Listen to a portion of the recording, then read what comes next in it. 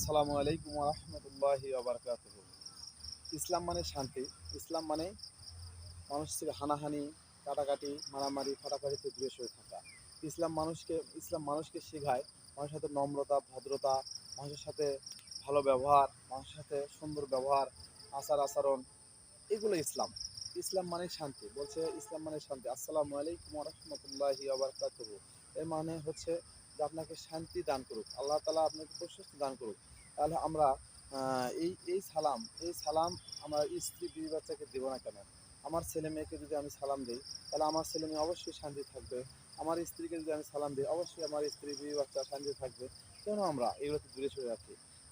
আমি বলতে চাচ্ছি যে আমার যে স্ত্রী আছে, আমি প্রত্যহ মিনিমাম একবার দুইবার তার সাথে সালাম বিনিময় করবো।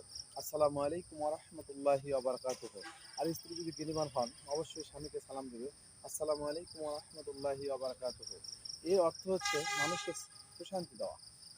শান্তি এমন একটা জিনিস যে মানুষের সাথে যদি খারাপ ব্যবহার কোনো সময় হয়ে থাকে, যদি কথাবার্তা মানুষের সাথে বিনিষ্ট হয়ে থাকে, কথা এখন বলবে না, বা কাজে কাজে মারামারি ফাটাফাটি বিভিন্ন রকমের ঝগড়া বিবাদ হয়ে গেছে, কারণ তাহাকে কিভাবে আবার ফিরে আনা যায়, এর উদ্দেশ্য হচ্ছে তাকে সালাম দেওয়া।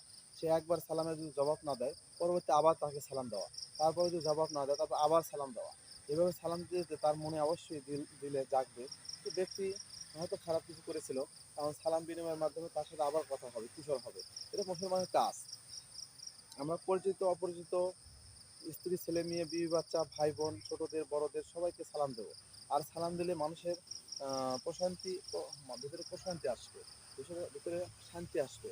যে বড় ছোট ভেদাভেদ থাকবে না। ছোটদের স্নেহ করবো, বড়দের সম্মান করবো, আল্লাহর ভয় ভেতরে রাখবো, মানুষকে সম্মান করবো। এগুলো হচ্ছে ইসলাম।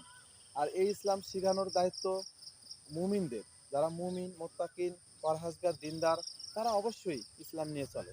আপনি একজন মুমিনের দিক নির্দেশনা করেন, আপনি একজন মুমিনের সাথে চলাফেরা করেন, আপনি একজন উলামায়ে ইকরামের সাথে চলাফেরা করেন, আপনি একজন হাফেজের সাথে চলাফেরা করেন, হাফেজ কারি মাওলানা যাদের সাথে চলাফেরা করবেন, অবশ্যই তাদের চলাফেরা করতে করতে একবার দেখা যাচ্ছে তাদের যে দিন চিন্তাধারা, তাদের যে চলাফেরা, তাদের যে কাজকর্ম, তাদের যে বিভিন্ন রকমের নিয়ামত, এই নিয়ামতগুলো আপনি পাবেন। আর যখন আপনি একজন খারাপ বন্ধু বা খারাপ মানুষের সাথে চলাফেরা করবেন, অবশ্যই তার নিয়ামত আপনি পাবেন।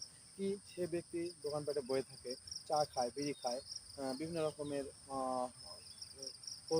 গল্প, গুজব, আড্ডাতে ব্যস্ত থাকে।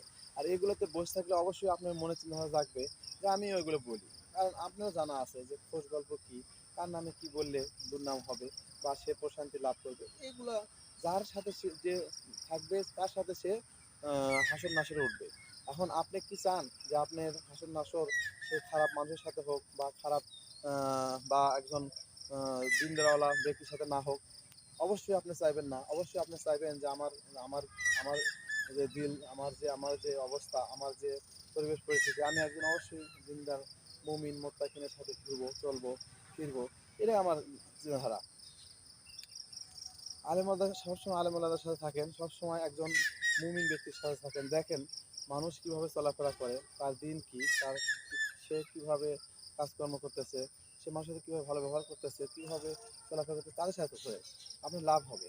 আপনি ওই যারা বিড়ি সিগারেট খায়, তারা বিভিন্ন রকমের গল্প গুজব, আড্ডা, ফালতু আড্ডা, হাসতে হাসতে মিথ্যা কথা বলতেছে, একজন মানুষকে আনন্দ দেওয়ার জন্য মিথ্যা কথা বলতেছে। আপনি এদের সাথে থাকতেছেন, এদের সাথে থাকতেছেন, মজা পাইতেছেন। না, এগুলোর সাথে থাকেন না, এর মজা নিয়েন না, কারণ এই মজা চিরস্থায়ী নয়। এই মজা আপনার ক্ষণিকের জন্য মজা দেবে, এবং আপনাকে পরবর্তীতে দুঃখ, বেদনা, বিভিন্ন রকমের টেনশন ফেলাই দেবে। আপনি কোনো সময় এগুলো ব্যক্তির সাথে থাকেন, আপনি বুঝতে পারবেন যে কোন ব্যক্তির সাথে আমরা চললে ভালো হবে।